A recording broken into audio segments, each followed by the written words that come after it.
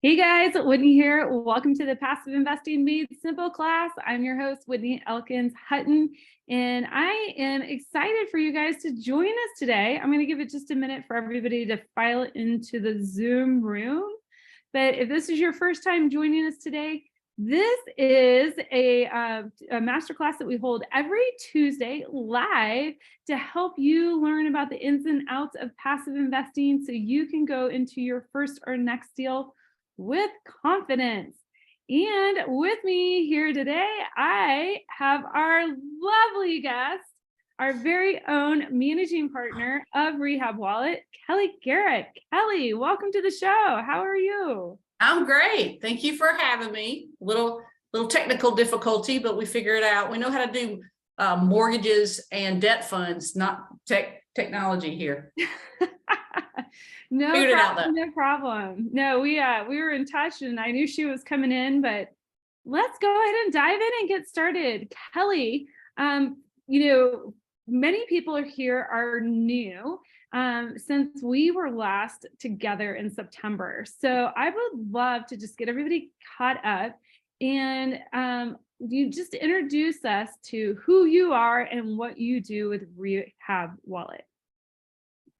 Hello, guys. My name is Kelli Garrett, and I'm the managing partner of our debt fund called PIC Fund, Passive Investing Club Fund.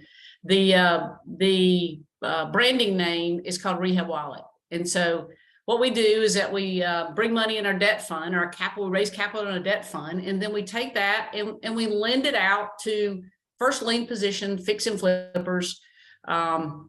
We did almost 100 million last year, 50 million in 2021, and almost 11 million our first half of year business. So we're off to the races. I have, almost 2 decades of mortgage experience. I'm a real estate investor at heart, but I've used the mortgage business as my business and my platform to be able to take distributions, and then I take the distributions and I get multifamily and get in our debt fund just like everybody else does. Right. And so have a ton of mortgage experience. And so what I did right at 3 years ago, June 2020 will be 3 years, or June 2023 will be 3 years. And I got with the other managing partner of passiveinvesting.com, Danny Randazzo. We both live in Charleston, South Carolina. And I just said, Danny, there is something here in a need on the street that we just need to fill. I have been private lending for 3 or 4 years, just some private lending on the side. And I said, hey, my phone's ringing more than I have money. And I said, Danny, if you guys can raise money in a fund, I know I can lend it out. I have the experience. I can put a team together and we can put it on the street. So that was 3 years ago, and have a great team now and a very supportive team that we've been able to put out there. And we do a ton of marketing, a ton of real estate investment groups. And yeah, that's Rehab Wallet. We're a hard money lender. So we lend money to the fix and flipper that needs to close super fast. We can close in 72 hours after we have title. We, it's a little higher interest rate than your banks, but the banks can't close in 72 hours. We do first lien positions. And so it's been a good ride so far. Awesome. Well, I'm so excited to see the growth of our PIC debt fund, better known as Rehab Wallet. And today, what I wanted to kind of get into with you is just since the markets have changed, right? They've been changing for the better part of a year, but just in the past 6 months since we last talked, just kind of get a broader sense of the market. How does debt lending fit into that? And then where would an investment like this fit in an investor's portfolio? And there are some unique things about the Rehab Wallet that sets it clearly apart from other debt funds. And, that helps people or helps investors actually amplify their returns in other equity investments. But before we get to that, I'm going to save that little teaser for last. Let's just kind of start. I like to start with the what, the whys, and the how. So let's just define what the debt fund is. You already alluded to that it's a first position real estate debt fund, but what type of lending are we doing with the debt fund? So we'll be investors, all investors all of our loans are with investors. So we do all the loans in an entity name. So I flipped for over 18 years. I was in the mortgage business, but at the same time, I was flipping properties, 20 to 30 deals a year. And so what I would do, as in this, picture me as an investor, I'd come in and I need to close something super fast. And so I would go to a hard money lender. That's what Rehab Wallet does. And we just lend the money to be able to have the borrower to have the funds super fast. Think about the fix and flip loan, right? As a construction loan, if you will. So we do 10% loan to cost. And what that means is we ask the borrower to put 10% down. We'll fund 100% of the rehab as long as our loan amount is 70% of the value once completed. That's called after repair value. So we're very conservative. We've actually reduced that. We'll go into that in a minute as to what we've done to kind of ensure that we're in the right place since the market's turned a little bit. But so yeah, well, we lend the money to that fix and flipper, and when he or she is ready for their first draw, so they have to go and rehab the property. And so let's say they want the floors, the roof, and maybe the HVAC completed. They completed those tasks or those items that's actually listed on the scope of work. They submit a draw request to us, and then we'll give them the money after the work has been completed. So once you show us via pictures or videos that those items have been done, we'll submit the draw. So, and we'll ACH that in your account by the end of business day that day. And we just work with the investors as a construction loan. 90% of our business, everybody uses us for the purchase and the rehab. Some people, like today, I saw 2 deals come over in on our submissions, and I noticed that they were going to bring their own rehab funds. That's fine too. Maybe they don't want to pay the higher interest on the whole entire loan amount. So we help the borrower, from the closing to the payoff date, to actually ensure that we're kind of partners along the way to ensure they have the funds to finish the deal. Awesome. So you mentioned that the landscape's changed a little bit in the past 6 months. Walk us through what some of those changes that we're seeing in this environment. Well, about 6 months ago, days on market were maybe 4 hours. Sometimes people were submitting offers and getting over ask in hours. Well, that's all, that was very short-lived. Nowadays, we track our days on market in the areas that we serve. We're in the Carolinas, in Georgia. Typically, probably 95% of our fund is in the Carolinas and Georgia. Doesn't mean we won't go out of that area, but right now that's where we landed most of our deals. And we just saw days on market change to 30 days, 25 days. I saw some market updates yesterday, and they're actually going down. So, it kind of went all the way up to 40 days, and now we're back down to 30 and 25 days. And it's per the market. The Charleston Tri-County areas, everybody loves Charleston, South Carolina. So the days on market are going to be lower here. But let's go to maybe a rural Georgia area. They might sit on the market 40, 45 days. So we have to adjust that. And we typically we're loaning those fix and flippers money. We typically are loaning for 6 months.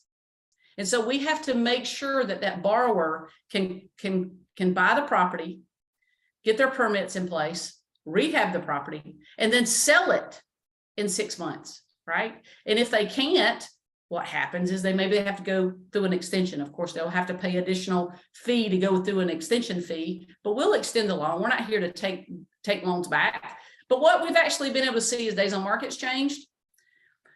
I was concerned because I've been in the business a long time. So I was around in the 2008, 9, 10 market, right? I know how drastically things can change. And I have to, as a leader, I have to ensure that our company is able to see that and make some quick moves. So we moved our after repair loan to value down from 75 to 70. And if I have to move it to 65, we'll do that too. Because once again, our job is on the operations part on lending, on the lending side of the business, I have to be a good steward of our investors' money.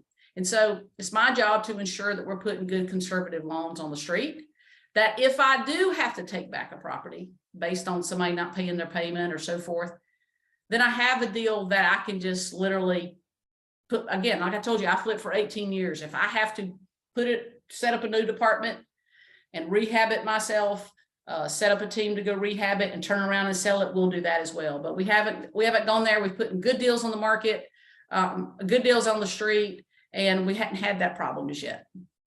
Awesome. Okay. So that kind of leads me into my next question.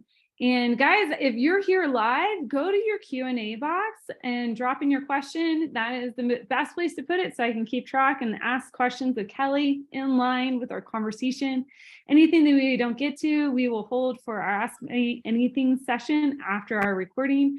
But my next question is, we understand what a debt fund is, right? The pooling of these real estate notes together. They're all in the first position, note on the property. So we're not doing any second liens or anything like that. You've gone into a little bit about like the underwriting and what you're looking for as far as numbers wise. Why is an investment like this attractive for investors? Yeah, I'm an investor. I mean, I invest, all the partners do. Me, Danny, and Dan, we invest along everybody else. And it's a wonderful place for us to get, we've just moved it up to 8% for anybody that has 100K and above. The conservative approach to Rehab Wallet, meaning that let's say you have $100,000 and you put it in the debt fund. It's not attached to one property where Sally is the borrower and Sally is the flipper and something happens to Sally. It's not like that. This $100,000 is collateralized over all 98 loans that we have on the street right now. So it doesn't matter if something happens to one deal or one borrower. So that gives a sense of conservative approach to our fund. We have some other cool features. I know you talked about that a little bit to it. We get our distributions, and I'm talking in that person because again, I'm an investor alongside everybody else as well. And so we get our distributions monthly, or you could keep it in and let it compound. And we'll talk about that in a second. But again, it's a conservative approach. Yes, T-bills and some CDs now are paying mid-4s. We can get into the conservative approach of banks right now. Whoa, I'm not sure that I would love having a ton of money in the banks right now. I just noticed over the weekend a few more collapsed as well. So you don't know, but it's just a very conservative approach to be able to make some money on your money as you're sitting. I use it as, we all need emergency funds if you're fiscally responsible. I think I keep a full year in there, and that is my emergency fund. Instead of it sitting in my bank account making very little on a savings account or 4% a CD, I'm over here making 8% in our debt fund, and I can get my distributions out anytime I want. So that's kind of the conservative approach that I feel as an investor. Awesome. Now, the question came in is, if you had to sum it up, what are kind of the 3 or 4 points that set the Rehab Wallet debt fund apart from other debt funds that are on the market these days? Well, I'm going to use the liquidity option. Not every debt fund allows you to call in, email in and say, hey, I need to get all my $100,000 out.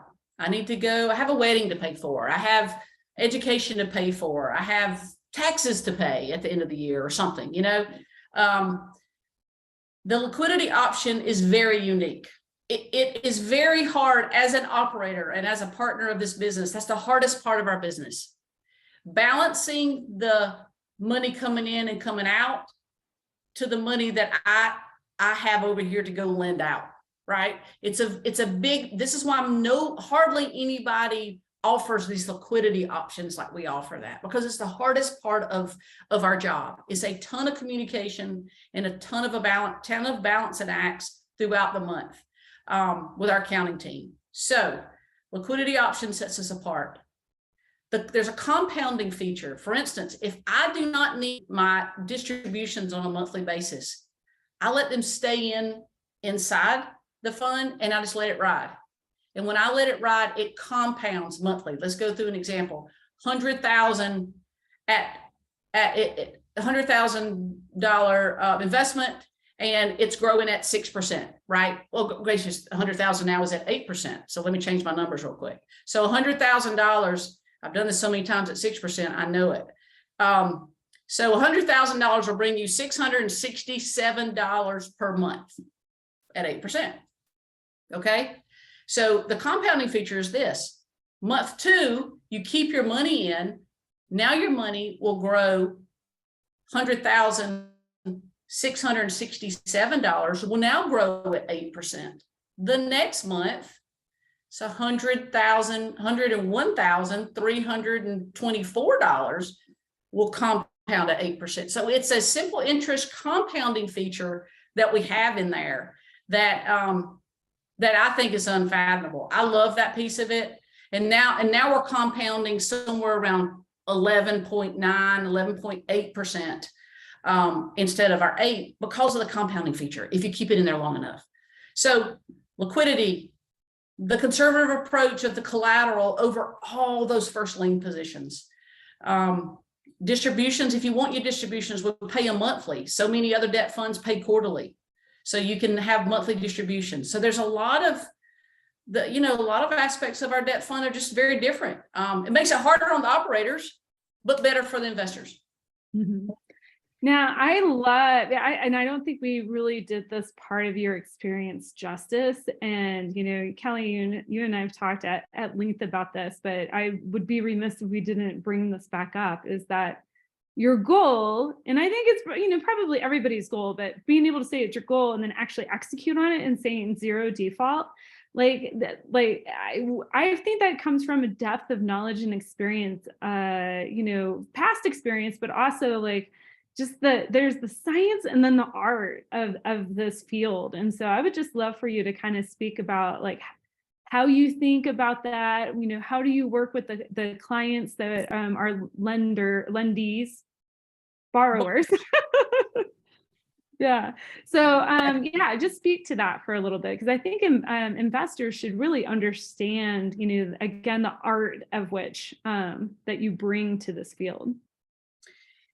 Yeah, it's a lot of communication. I tell everybody that I'm really not in the real estate business. I'm in the relationship business. I've been doing this a long time. And so I've been going to real estate investment groups for 25 years, 23 years now, over and over and over and over again. And so I'm really ingrained in the communities that we serve.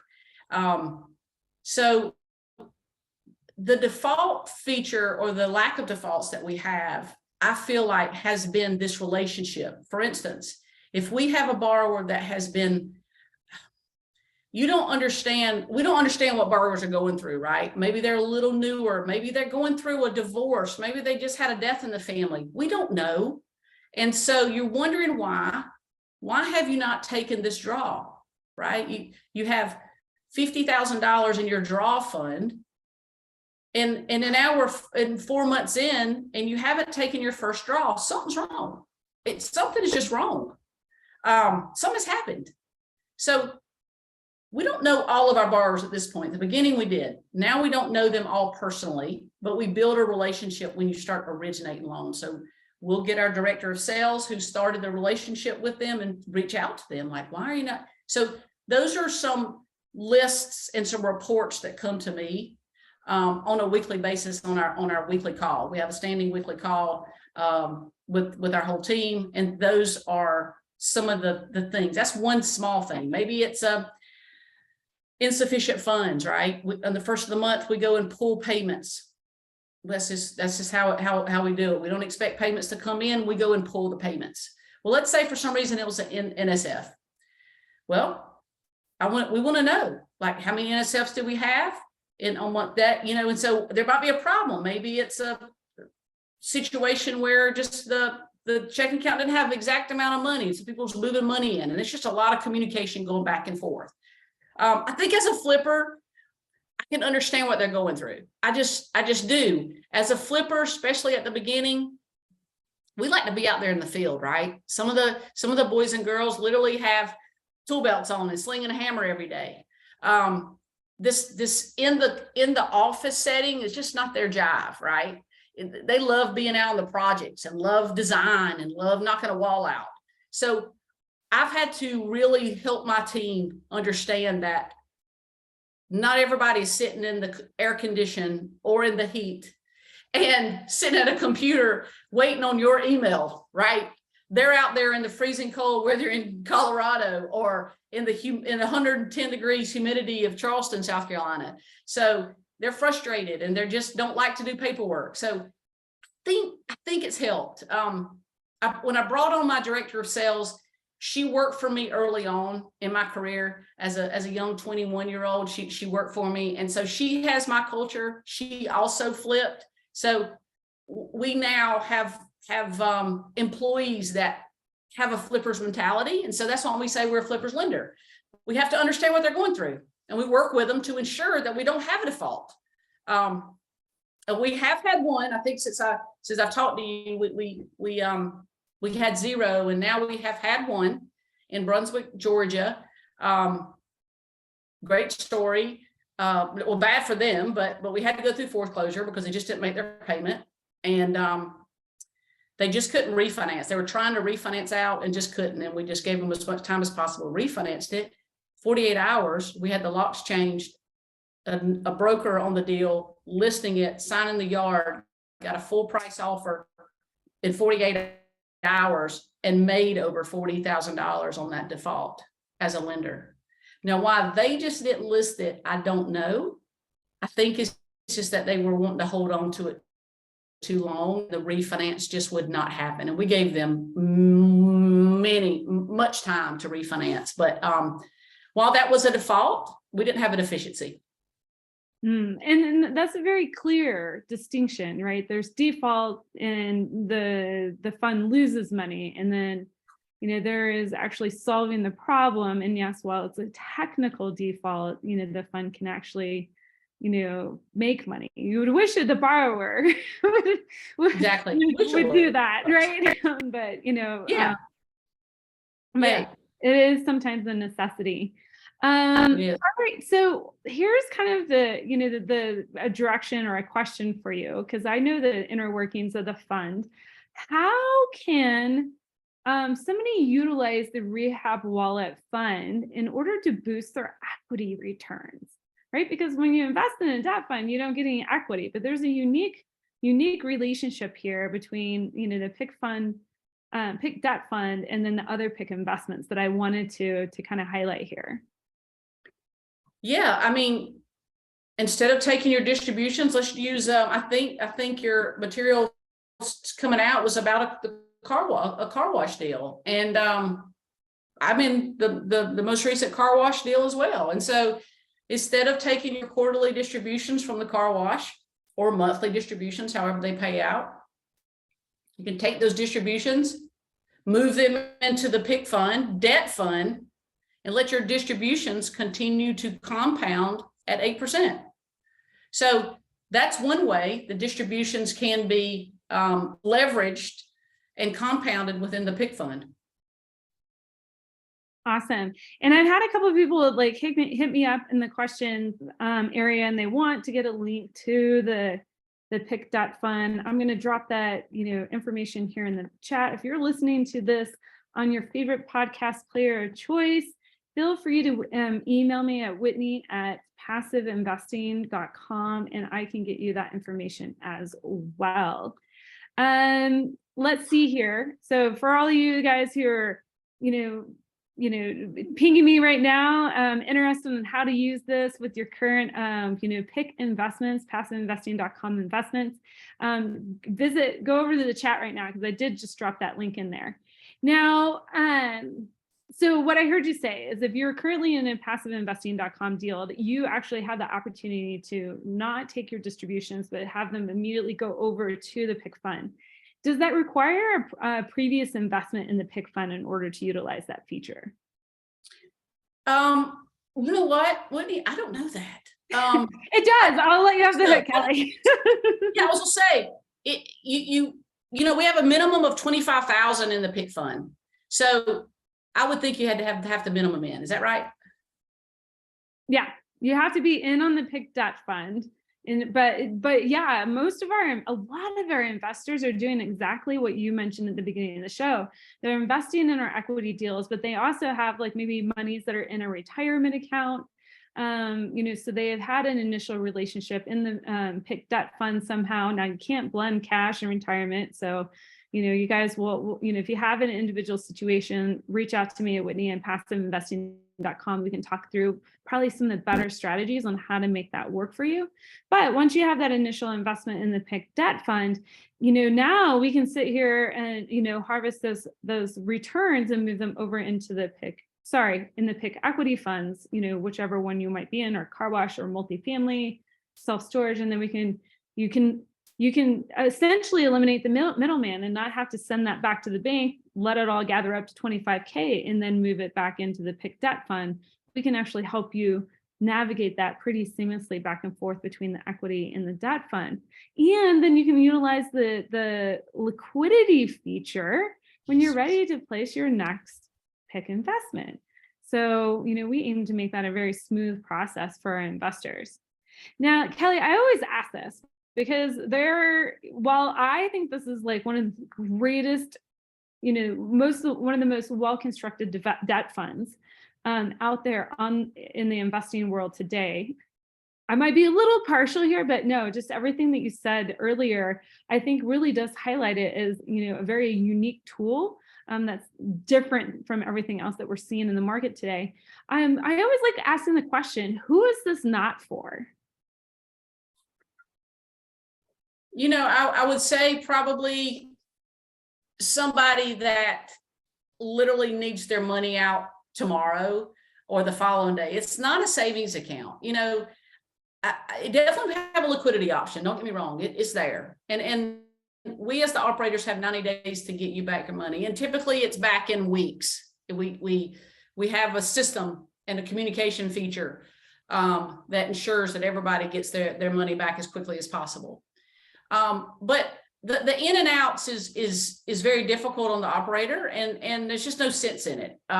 It's a 8% APR, so annually across 365 days.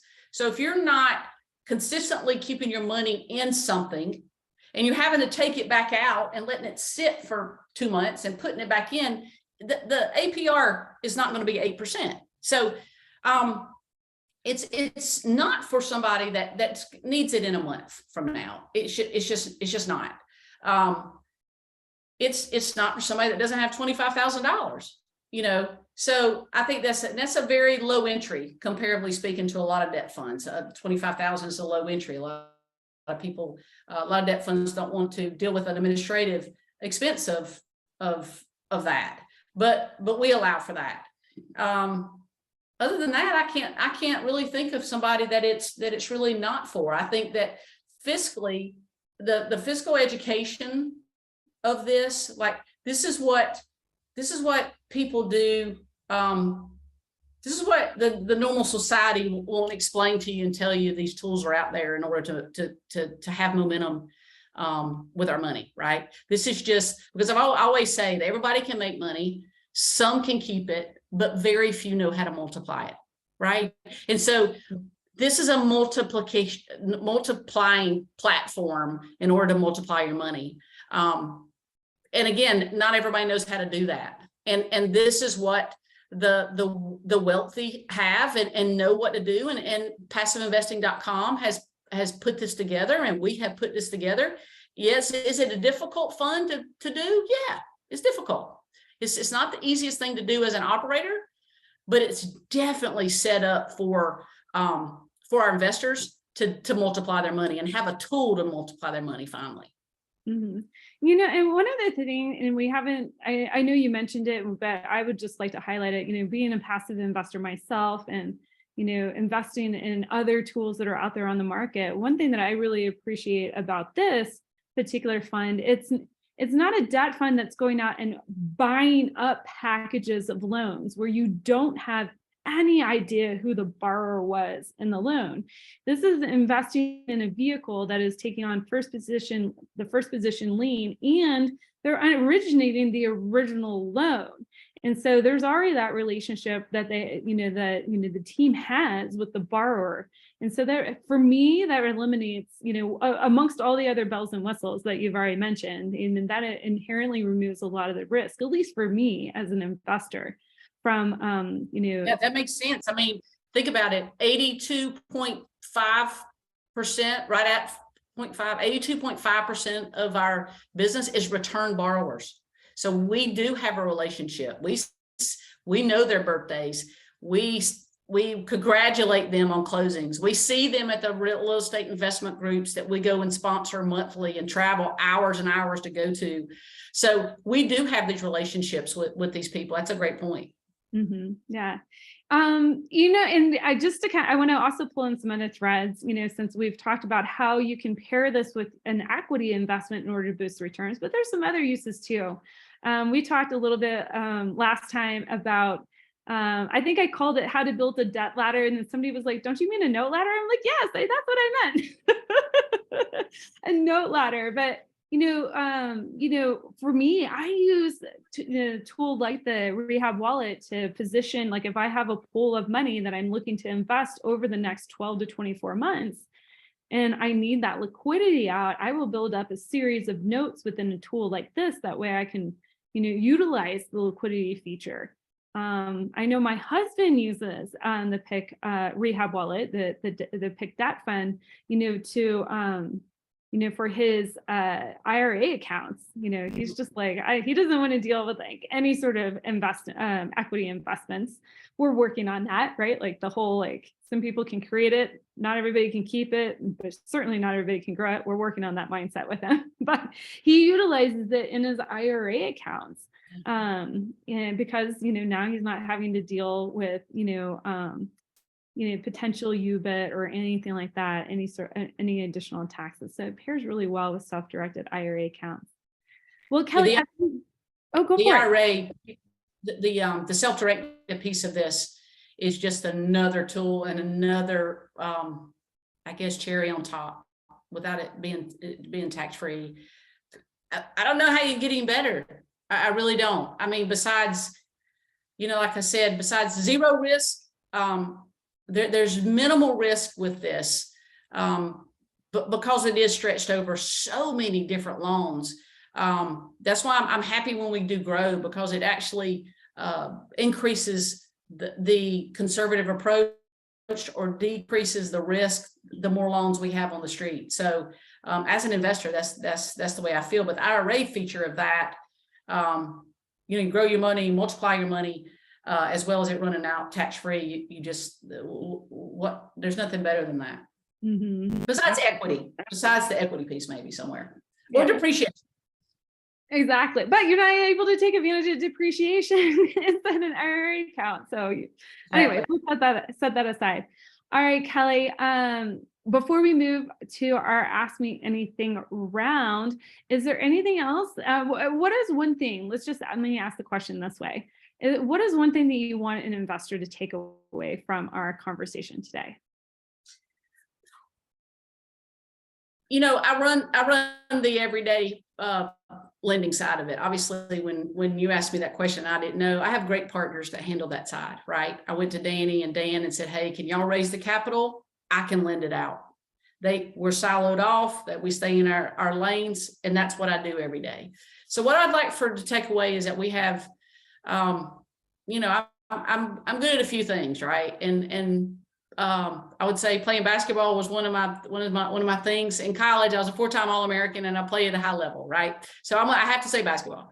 The other thing is building a team, and our team is very experienced. I would say they're 8 to 9 out of 10s probably the 10 out of 10s are working for Blackstone or Goldman, but I'll take the 9 out of 10s. We're real run, tons of communication, and now tons of experience, where I've recruited somebody, again, people that have as many decades of experience as I do. So I would say that that the team is one of the best parts of this. There's a lot of moving parts to it, so I got to have a strong team behind it. Awesome. Well, Kelli, again, thank you so much for your time today. Don't go anywhere. And you guys who are joining live, don't go anywhere either. We're about to start our Ask Me Anything round.